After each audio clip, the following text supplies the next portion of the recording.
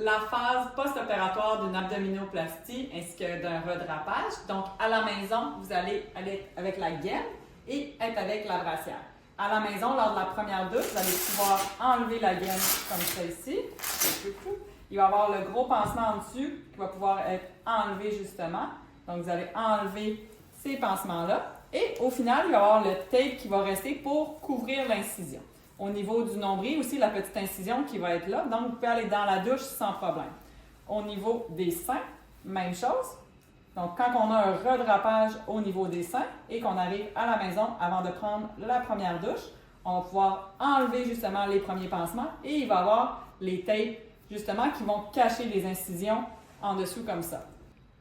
Comment bien mettre la gaine après une abdominoplastie? Donc, ce qui est important, c'est de venir vraiment couvrir la cicatrice. Donc, on veut que la gaine soit toujours entre le nombril et le pubis. Et on veut effectivement que ça soit serré. Le but, c'est de ne pas être capable de passer la main dedans. On veut vraiment que ça fasse une bonne pression au niveau de l'incision pour pas qu'il y ait d'accumulation de liquide.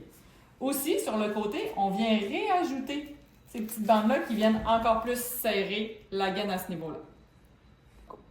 Donc, à ne pas faire. Ici, mauvaise position de gaine, beaucoup trop haute. On ne veut pas couvrir les seins et on veut absolument couvrir toute l'incision. Donc, la gaine doit être déplacée pour vraiment venir bien couvrir et bien comprimer la partie où on a fait l'incision ici à ce niveau-là. Vraiment plus bas, ça ne couvre pas les seins entre le pubis et le nombril.